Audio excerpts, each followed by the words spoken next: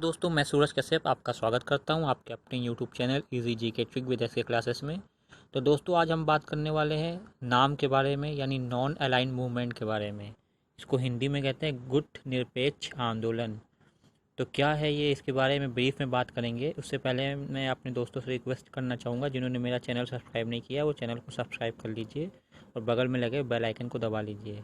तो चलिए बात करते हैं इस टॉपिक पे। करंट का टॉपिक इसलिए है क्योंकि प्राइम मिनिस्टर नरेंद्र मोदी इस समिट में पार्टिसिपेट करेंगे। ये पहला मौका है जब नरेंद्र मोदी इस पार्टिसिपेट करने वाले हैं इस नाम समिट में। 2014 से ये अपने कार्यकाल में है, लेकिन इन्होंने तब से एक भी बार इस समिट में भाग नहीं लिया है। जबकि इंडिया की अगर बात की जाए तो इंडिया जो है वो फाउंडर मेंबर माना जाता है नाम का। अभी मैं इसके बारे में आगे डिस्कस करूँगा आपसे।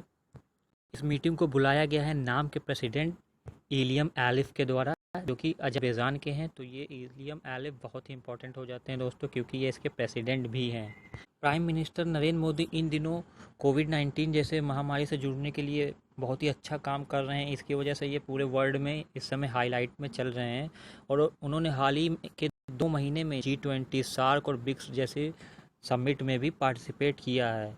तो अब इसमें नाम जैसी समिट में भी पार्टिसिपेट करना एक तरह से इंडिया के लिए बहुत ही फ़ायदेमंद होगा।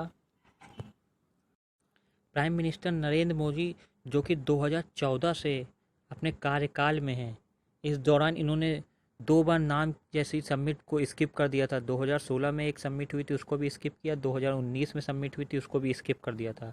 इसको देखते हुए लग रहा था कि अब ये नॉन अलाइनमेंट मूवमेंट से शिफ्ट हो रहे हैं, अपने को मल्टी अलाइनमेंट की तरफ शिफ्ट कर रहे हैं। लेकिन अब इस समय फिर से इन्होंने वर्चुअली नाम समिट में पार्टिसिपेट करने के लिए रेडी हो गए हैं। ये तो थी करंट की बात।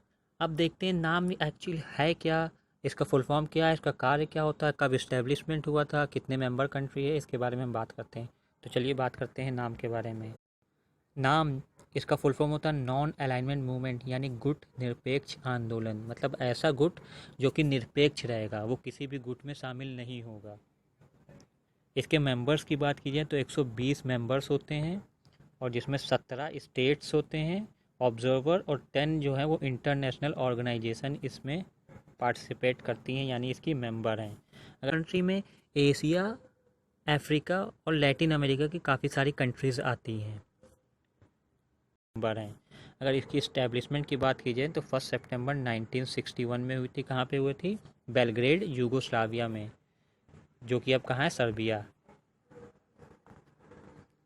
और अगर फाउंडर की इसके बात की जाए तो प्राइम मिनिस्टर जवाहरलाल नेहरू, जो कि इंडिया के प्राइम मिनिस्टर थे, इजिप्ट के प्रेसिडेंट गमाल अब्देल नसीर और यूगोस्लाविया के प्रेसिडेंट जोसेफ ब्रॉस टीटो, इन्होंने मिलकर इसको इस्टेब्लिश किया था। इन्हीं की आइडियोलॉजी के हिसाब से ये इस्टेब्लिश किया गया था। तो इसकी जो पहली कॉन्फ्रेंस हुई थी उसमें इन्हीं तीनों ने इसकी अध्यक्षता की थी। लेकिन यहाँ तक दोस्तों, अभी तक इस गुट का कोई नाम नहीं रखा गया था। इस गुट को नाम कहा जाता था मेंबर्स ऑफ द मूवमेंट। लेकिन जब इसकी 5वीं कॉन्फ्रेंस हुई थी 1976 में, तो पहली बार इसका नाम रखा गया था नॉन अलाइनमेंट मूवमेंट। तो ये भी बहुत ही इंपॉर्टेंट है, मोस्ट इम्पॉर्टेंट है इस टॉपिक पे कि इसका नाम कब रखा गया था। तो 5वीं कॉन्फ्रेंस हुई थी तब इसका नाम रखा गया था। इससे पहले क्या नाम था? Members of the movement.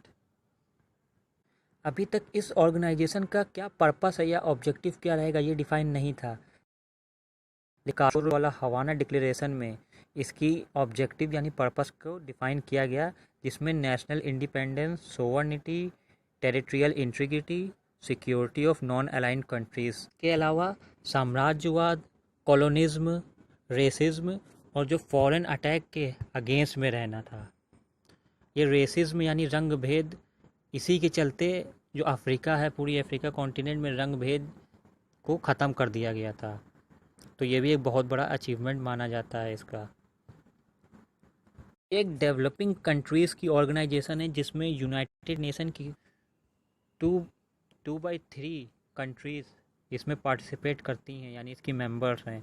और वर्ल्ड की 55% पॉपुलेशन इनके पास है। तो आप समझ सकते हैं कितनी बड़ा ऑर्गेनाइजेशन है ये। ये डेवलपिंग कंट्री का एक बहुत बड़ा ग्रुप है, इसीलिए इसको थर्ड वर्ल्ड भी कहा जाता है। हालांकि इसमें कुछ डेवलप कंट्री भी पार्टिसिपेट करती हैं। तो अब प्रश्न उठता है कि फर्स्ट वर्ल्ड और सेकंड वर्ल्ड किसको कहा जाता है। तो फर्स्ट वर्ल्ड कहा जाता है यूएसए और कुछ वेस्टर्न यूरोपीय कंट्री को। वहीं सेकंड वर्ल्ड कहा जाता है आपका चाइना को, क्यूबा और इनकी कुछ फ्रेंड कंट्रीज है, और सोवियत यूनियन को।